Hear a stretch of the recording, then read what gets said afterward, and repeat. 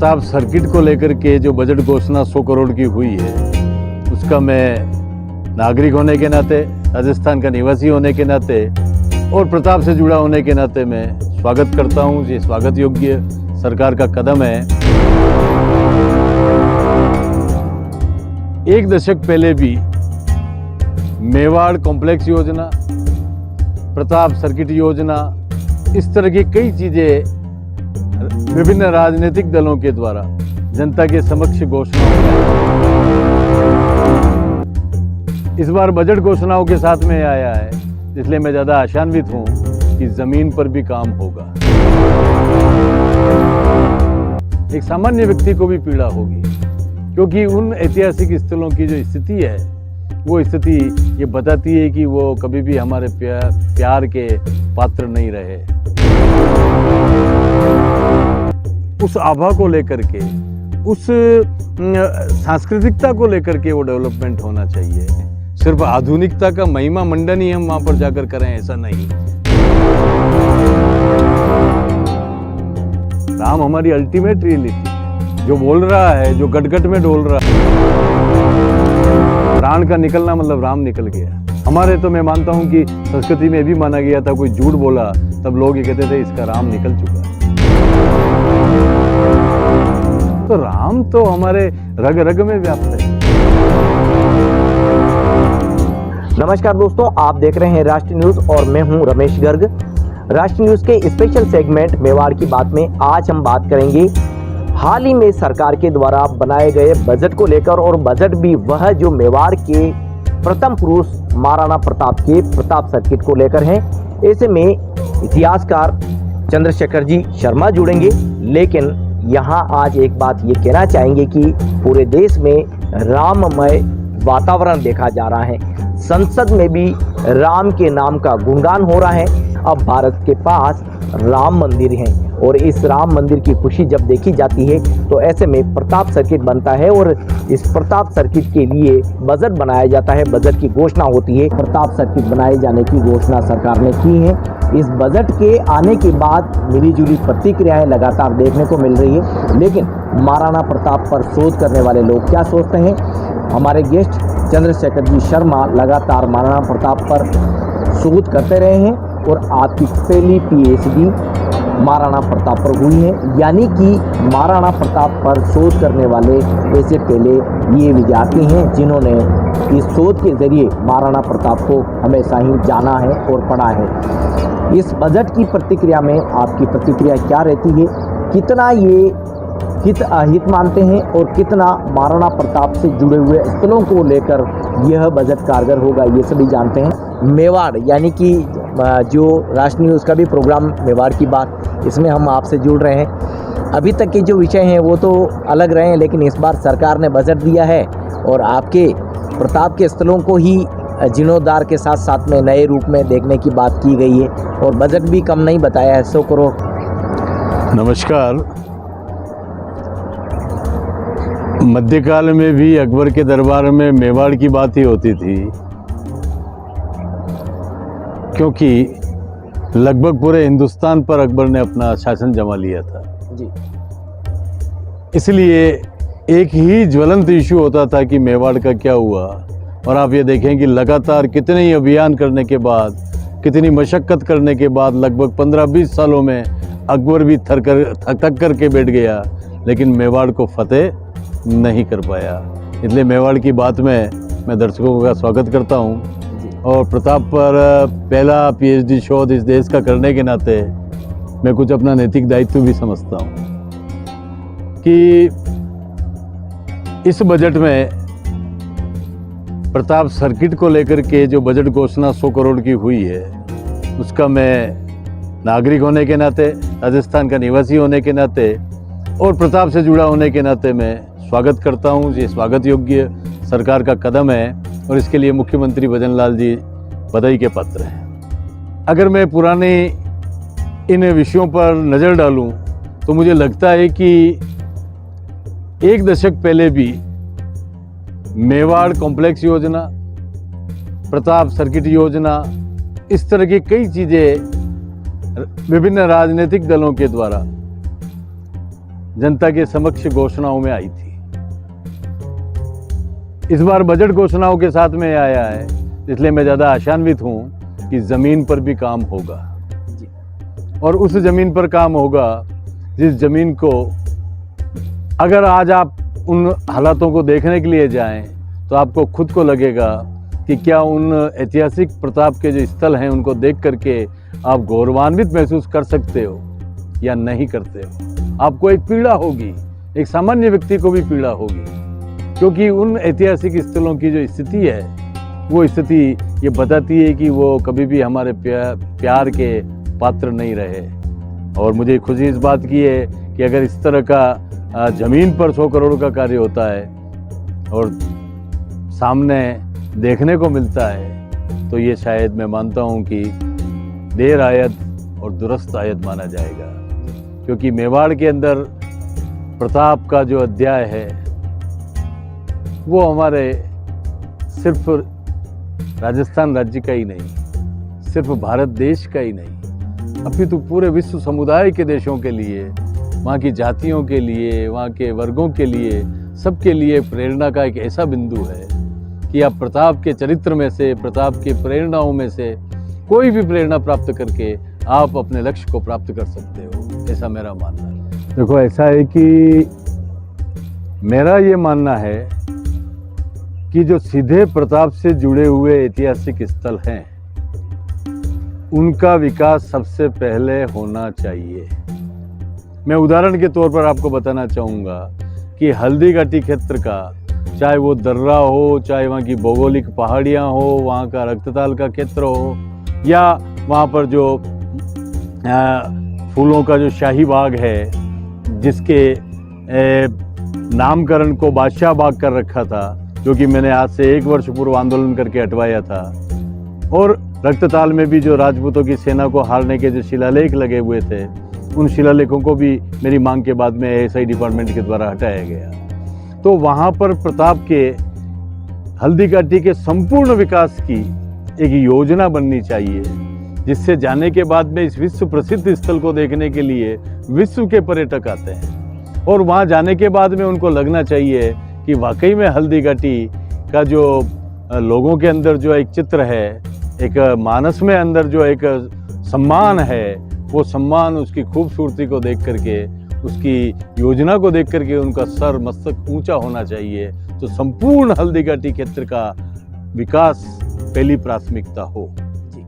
दूसरी प्राथमिकता मैं मानता हूँ कि कुंभलगढ़, जहाँ पर प्रताप का जन्म हुआ, इसके साथ ही प्रताप ने जहाँ पर एक युग तक 12 वर्षों तक जहाँ पर राजधानी बना करके अपना सुशासन चलाया, और मैं मानता हूँ कि मध्यकाल के अंदर अगर कोई सुशासन का मध्य बिंदु था तो प्रताप ही थे, जिन्होंने चावंड में चाहे वो कला हो, चाहे संस्कृति हो, चाहे संगीत हो, रागमाला हो, एग्रीकल्चर हो, जल संसाधन हो, सबके डेवलपमेंट पर ध्यान दिया है। इसलिए उन 12 सालों में जहाँ पर प्रताप ने चावंड में अपनी राजधानी को बनाया, तो चावंड का विकास भी एक राजधानी के रूप में उन पुरातत्व की चीज़ों का अगर होगा, उन अवशेषों का अगर विकास एक राजधानी के रूप में अगर होगा, तो मैं मानता हूँ कि ये सरकार का बहुत अच्छा कदम होगा। दूसरा, मैं ये भी मानता हूँ कि प्रताप की जो निर्वाण स्थली है बांडोली, जहाँ पर प्रताप को नदी के वहाँ पर पहले सरकारों ने प्रयास कुछ किए थे, भैरव सिंह जी के द्वारा वहाँ पर मुख्यमंत्री थे तब वहाँ उन्होंने पूरा उसका प्लेटफॉर्म बनाया था। आज लंबा समय हो जाने के कारण वो मरम्मत की दरकार करता है और वहाँ पर और भी कुछ विकास साथ में ज़रूरत है, उसका विकास भी किया जाना चाहिए। इसके साथ ही जो प्रताप के मूल स्थल रहे हैं, चाहे वो मायरा की गुफा हो, प्रताप की स्ट्रेटेजी को लेकर के, वॉर स्ट्रेटेजी को लेकर के, चाहे जावर की पहाड़ियाँ हो, उनका भी विकास इसके साथ में होना चाहिए। दिवेर का विकास जो है, क्योंकि दिवेर में युद्ध लड़ा गया था, हल्दी घाटी की जीत के बाद में प्रताप की जो बड़ी बड़ी जीत मानी जाती है वो दिवेर की मानी जाती है, तो दिवेर का भी विकास जो है होना चाहिए। और इस मैं मानता हूँ कि 100 करोड़ का जो बजट है वो अगर ज़मीन पर एज इट इज़ उतरता है तो निश्चित रूप से ये हमारे ऐतिहासिक मान सम्मान के लिए, हमारी धरोहरों के मान सम्मान के लिए, और उससे भी बढ़कर के हमारे स्वाभिमान के सम्मान के लिए मुख्य बिंदु होगा। और इसके साथ ही इस कॉम्प्लेक्स प्रताप सर्किट योजना को अगर आगे बढ़ाया जाए सरकार के द्वारा, तो आगे वाले चरण में एक चरण इनको और लेना चाहिए और प्रताप से जुड़े हुए जो दूरस्थ स्थान हैं, चाहे वो सुंदा माता क्षेत्र है, चाहे आवरगढ़ की पहाड़ियाँ हैं, चाहे जाडोल का क्षेत्र है, पानरवा का क्षेत्र है, चाहे आप देख लें कि शेरगांव जो आबू की तलहटी का जो क्षेत्र है, इन सभी को जो नामचीन प्रताप के ऐतिहासिक स्थल हैं, उनका जो विकास है वो भी इसके द्वितीय चरण के रूप में सरकार उसके लिए भी बजट दे, उसका भी जीर्णोद्धार होना चाहिए। और उन स्थलों को भी, तो प्रताप सर्किट के लिए सबसे पहले प्रताप से संबंधित जितने भी प्रमुख ऐतिहासिक स्थल हैं उनको चौकआउट करना जरूरी है। हमने आपके साथ में दर्रा की विजिट की, हल्दी घाटी के विभिन्न स्थलों की भी हमने विजिट की। ये बात बता दीजिए कि यदि ये बजट लगता है और ये स्थल निकलते हैं, तो अभी हम जिस तरह से उजाड़ सा देखते हैं, बन जाने के बाद में एक शोधकर्ता को कितनी खुशी होगी और वो स्वरूप क्या देखने को मिलेगा और किस तरह का आप अनुभव कर पाएंगे? देखिए कि आज से लगभग 20 साल पहले मेरी पीएचडी हुई जी। और उसके बाद लगातार मैं 20 सालों से उन शोध के निष्कर्षों को जमीन पर स्थापित करने के लिए लगा रहा। 2017 में राजस्थान माध्यमिक शिक्षा बोर्ड का पाठ्यक्रम बदला गया उन्हीं आधारों पर, और उसका लेखक बनने का सौभाग्य भी मुझे प्राप्त हुआ जी।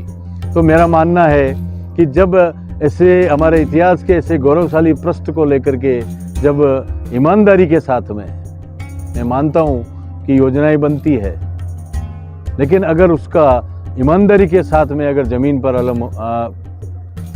अमल होता है तो निश्चित रूप से मेवाड़ प्रताप सर्किट योजना जिस सरकार के द्वारा की जाएगी, जिन लोगों के द्वारा की जाएगी, मैं मानता हूं कि उन्होंने मातृभूमि के लिए अपना ऋण का संपादन कर दिया। साथ ही 100 करोड़ के साथ में मैं चाहता हूं कि ये प्रताप सर्किट योजना उस अल्टीमेट तक जाए कि प्रताप का जो ऐतिहासिक स्थल कोई भी है, ऑन रिकॉर्ड है जी, वहां तक इसका लाभ पहुंचना चाहिए। जो निजी क्षेत्र में काम कर रहे हैं वो निजी क्षेत्र अपने आप में डेवलप्ड है जी, उनको बजट की जरूरत मेरा मानना है कि नहीं है। जैसे कि कई संस्थाएं, कई योजनाएं काम कर रही है जी, तो वो ऑलरेडी डेवलप्ड है, क्योंकि वहाँ पर वो उनके द्वारा जो चार्ज लिया जाता है उसके द्वारा उनको उनका सारा मेंटेनेंस और फ्लरिश हो जाता है। जैसे कि गोकुंदा में राज तिलक स्थली है जी, महादेव बावड़ी है। आप देखें कि उस महादेव बावड़ी पर प्रताप को महाराणा उदय सिंह की अग्नि संस्कार के बाद में निवृत्त होने के बाद में मेवाड़ के सामंतों और मेवाड़ की प्रजा के द्वारा बिना राज सिंहासन के राज तिलक किया गया था। वो ऐसी प्रेरणाएं हैं जो संपूर्ण विश्व की मानवता को प्रेरणा दे सकती है। उस राजतंत्र में भी अगर प्रजातंत्र के अगर कहीं सबसे पहले बीज जो हमें देखने को मिलते हैं वो एक समृद्ध अवस्था में कि राजा के द्वारा, महाराणा के द्वारा जो नॉमिनेटेड है उसको राजा न मान करके जिस योग्य व्यक्ति को, श्रेष्ठ व्यक्ति को वहाँ पर महाराणा प्रताप को अपने मेवाड़ के अधिपति के रूप में, मेवाड़ के शासक के रूप में, या एकलिंग के दीवान के अधिपति के रूप में चुना जा रहा है। तो ये एक ऐसी प्रताप की जो जहाँ जहाँ पर प्रताप की कोई घटनाएं हुई है उन सभी ऐतिहासिक स्थलों का एक डीपीआर बने जी, और उसके बाद में बजट को ध्यान में रखते हुए पहले प्रमुख स्थलों का चयन किया जाए, पहले प्रमुख स्थानों को डेवलप किया जाए और फिर उसके बाद में और बजट आगे को इसको बढ़ाते हुए आगे की योजना में उन स्थलों को भी, और अगर प्रताप का से जुड़े हुए जिस सभी स्थल अगर इसके अंदर साथ शामिल होंगे तो मैं मानता हूं कि प्रताप सर्किट योजना जो है ये सर्किट नाम को, प्रताप के सर्किट को सार्थक करेगी। सिर्फ मुख्य स्थानों का डेवलपमेंट प्रारंभिक तौर पर हो, लेकिन उसके साथ में उन स्थानों का डेवलपमेंट भी हो जो कि प्रताप से, प्रताप की हिस्ट्री से, प्रताप के इतिहास से, प्रताप की रणस्थली से सीधे जुड़े हुए हैं। जहाँ पर प्रताप ने कभी 1 साल निकाला, कभी 6 महीने निकाले, कभी 2 साल निकाले, जहाँ पर प्रताप ने कहीं महादेव का मंदिर का निर्माण कराया, जहाँ कहीं चामुंडा मंदिर का निर्माण कराया। प्रताप ने, आप देखें कि एक बलुआ की घाटी है, वहाँ बलुआ की घाटी में एक भालों की बावड़ी है जी, ठीक उस घाटी के नीचे। ऊपर प्रताप के पुराने जो महल हैं वो बने हुए हैं। आज हम जाते हैं तो करीबन 1-2 फीट की ऊंचाई पर वो पुराने जो चुनाई है वो हमें देखने को मिलती है। हाथी बांधने के स्थान हमें स्पष्ट 500 साल भी दिखते हैं। और ऊपर पानी को लिफ्ट करने के लिए उस पहाड़ी के नीचे एक बावड़ी बनाई हुई है। और जब मैंने उसका सर्वे किया तो ध्यान में आया कि ये भालों से खुदी हुई बावड़ी है, इसलिए इसका नाम भाला बावड़ी है। और उस पानी को हाथी के जरिए और घोड़ों के जरिए ऊपर पहुंचाया जाता था। तो ये ऐसे ऐसे स्थलों को भी जो ज्ञात है, उनके अलावा जो अज्ञात है या जो अल्प ज्ञात है, उन स्थानों को भी उस सर्किट योजना का अंग, क्योंकि इस सर्किट योजना को आगामी वर्षों में भी इसको लेते हुए इसकी बजट घोषणाएं अगर होती रहेगी तो मेरा ये मानना है कि ये इतिहास का वह कार्य होगा जिसको भी याद किया जाएगा। वो शोधार्थी जिन्होंने पहली बार मतलब कि प्रताप को लेकर के अपना समय दिया, लंबे समय तक प्रताप के शोध को। और मेरा मानना है कि हल्दी घाटी की जो विजेता होने के जो प्रमाण हैं वो पहली बार मेरे द्वारा प्रस्तुत करने पर सारे कोर्सेज में बदलाव किया गया। तो वो प्रश्नों के अंदर वो जो गौरव कायम हुआ है। आज जो हमारे बच्चे पढ़ते हैं वो बच्चे वो ये नहीं पढ़ते हैं कि प्रताप पलायन कर गए, प्रताप भगोड़े थे। आज उनका मतलब कि ये मानना है कि और वो पढ़ते हैं उन चीज़ों को कि प्रताप हल्दी घाटी युद्ध के विजेता थे। तो इस तरह का और कुछ ऐसे जो टेक्निकल लोग हों जो कि उस सारी चीज़ों को टेक्निक के साथ में, कि किस टेक्निक के साथ में उन चीज़ों को वहाँ पर इम्प्लीमेंट किया जा सकता है, तो ऐसा अगर एक कोरम बनाया जाएगा तो निश्चित रूप से मैं मानता हूँ कि एक बहुआयामी जो कोरम होगा वो निश्चित रूप से सरकार की जो भावना है प्रताप सर्किट की, उसको जीवंत रूप दे पाएगी, उसको मूर्तिमंत रूप दे पाएगी। 500 सालों तक प्रताप को इन पुस्तकों के अंदर, कोर्स पाठ्यक्रम के अंदर, केंद्र से लेकर के नीचे तक सब तरफ ये किताबों में बताया गया है कि प्रताप अकबर को ग्लोरीफाई किया गया, हमेशा अकबर को ग्लोरीफाई किया गया। और प्रताप, मैंने देखा कि अगर अकबर को लेकर के 25 लाइनें होती थी तो प्रताप को लेकर के 3 पंक्तियां हुआ करती थी पाठ्यक्रम में। लेकिन आज वो दौर जो है उसका साक्षी या उसका कहीं न कहीं निमित्त कारण मैं भी बनाऊं कि आज जो है वो उलट हो गया है। आज हमारे प्रताप के लिए 25 लाइनें होती है और अकबर के लिए 3 लाइनें होती है। क्योंकि अगर हम सच्चे अर्थों में मूल्यांकन करें, मैं इसमें महानता के भी इशू इसलिए जोड़ना चाहता हूँ कि आपके महानता के मानदंड क्या है। क्या भौतिक ऐश्वर्य महानता का मानदंड है? अगर भौतिक ऐश्वर्य महानता का मानदंड है, या गुलामी महानता का मानदंड है, या साम्राज्यवादिता आपकी महानता का मानदंड है, या अतिक्रमण आपकी महानता का मानदंड है, या चरित्र का ढीला होना आपकी महानता का मानदंड है, भारत में ये मानदंड तो नहीं हो सकते, क्योंकि हम भारत राष्ट्र में बात कर रहे हैं। देखो, ऐसा है कि प्रताप भी जहाँ जहाँ रहे, जहाँ जहाँ प्रताप रहे, एक भी स्थल ऐसा नहीं है जहाँ पर प्रताप ने कोई मंदिर नहीं बनवाया जी। चाहे वो सुंदा का क्षेत्र हो, चाहे आवरगढ़ का क्षेत्र हो, चाहे चावंड का क्षेत्र हो, कहीं चामुंडा का मंदिर मिलेगा, कुलदेवी का मिलेगा, कहीं आपको बोले शिव का, एक लिंगनाथ के स्वरूप का शिव का स्वरूप मिलेगा। हर क्योंकि जब तक हमारी कोई आस्था का केंद्र नहीं होगा, और आस्था का केंद्र आपको उस पारमार्थिक सत्ता से जोड़ता है, उस पावर हाउस से जोड़ता है, और वो जो अल्टीमेट रियलिटी है राम हमारी अल्टीमेट रियलिटी है जी।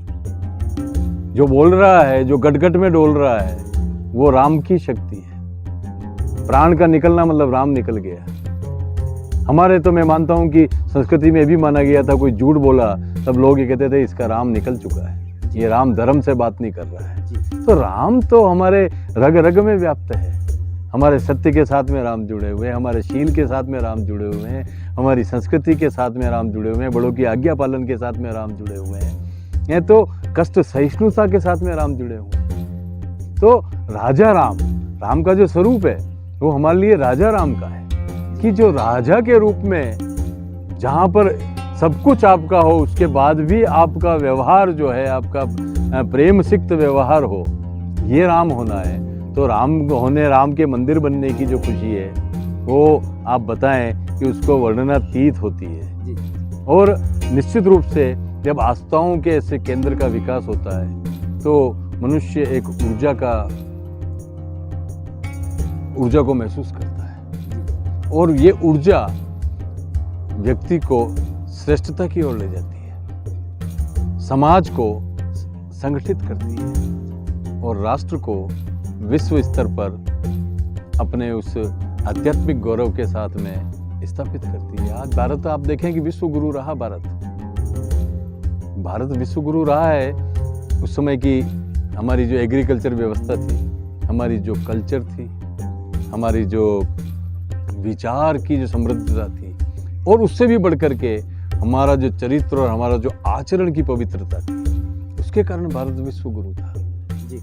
और उन सभी से जुड़े हुए आस्था का संबल था। आस्थाओं के कारण हमारे पुरखों ने उन चीज़ों को हासिल किया था जहाँ पर विदेशी भारत में पढ़ने के लिए आते थे, चाहे नालंदा हो, चाहे तक्षशिला हो, चाहे विक्रम, ऐसे विश्वविद्यालय हमारे यहाँ पर रहे हैं जहाँ पर विदेशी लोगों ने आकर के भारत की उस ज्ञान निधि को, भारतीय दर्शन को समझने की कोशिश की है और अपना जीवन समर्पित किया है। तो निश्चित रूप से राम सर्वत्र, राम की जो प्रेरणा है वो सर्वत्र है, और राम का होना मैं तो मानता हूँ कि ये निश्चित रूप से प्रताप जिनका ये माना जाता है कि वो रघुवंशी थे, जैसा कि बाबूजी चतुर सिंह जी ने भी लिखा है। बाबूजी चतुर सिंह जी जो इन्हीं के कुल में हुए थे, कालांतर में इनकी पीढ़ियों में हुए हैं, उन्होंने भी लिखा है प्रताप रघुकुल रखवाला। तो प्रताप ने अपने जीवन में हमेशा मूल्यों को, नैतिक मूल्यों को, आदर्शों को और चरित्र को जिया है। इसलिए मैं मानता हूँ कि भगवान राम के जीवन के गुणों को अपनाकर प्रताप ने जो आदर्श प्रस्तुत किया, वो संकल्पनाएं इस पूरे राष्ट्र में फैलेगी और इस राष्ट्र से पूरे विश्व में फैलेगी, और कहीं न कहीं हम विश्व शांति की तरफ अग्रसर होंगे। बहुत ही अच्छा है कि मैं मानता हूँ कि सरकारों को धन्यवाद तो है, लेकिन जिन सरकारों ने ये जनता की, एक आम लोगों की भावना थी, क्योंकि वहाँ पर इन ऐतिहासिक स्थलों पर जो भी व्यक्ति जाता था, मुझे ऐसे प्रसंग याद हैं, जब तक वो शिलालेख नहीं हटे थे तब तक मेरे पास कभी 10 फ़ोन आते, कभी 20 फ़ोन आते, कभी आते रहते थे फ़ोन। पर्यटक वहाँ जाते हैं, कहीं रेफरेंस मिलता, कहीं गूगल पे ढूंढते और मुझे फ़ोन करते कि साहब यहाँ तो लिखा हुआ है कि राजपूतों की सेना पीछे मुड़ गई थी। ऐसे प्रश्न आते थे। तो वहाँ का जो डेवलपमेंट हो, वो आधुनिकीकरण तो हो, लेकिन प्रताप के समय के उस 16वीं शताब्दी को लेकर के, उस आभा को लेकर के, उस सांस्कृतिकता को लेकर के वो डेवलपमेंट होना चाहिए। ये भी मेरा एक आग्रह रहेगा कि हम उस छवि को वहाँ पर दर्शन कर सकें। सिर्फ आधुनिकता का महिमा मंडन ही हम वहाँ पर जाकर करें, ऐसा नहीं। जहाँ पर प्रताप की जीवंतता हमें देखने को मिले, चाहे वो एक नग्गी पहाड़ी भी क्यों नहीं हो, चाहे वो कोई कुंड या बावड़ी भी नहीं क्यों नहीं हो, लेकिन उसको देखने के बाद में लगना चाहिए कि साहब ये जो है कि वाकई में प्रताप का एक विज़न था, प्रताप का विज़न भी उस क्षेत्र के साथ में आना चाहिए। तो एक नए कंटेंट के साथ फिर आपसे मुलाकात होगी, तब तक के लिए धन्यवाद।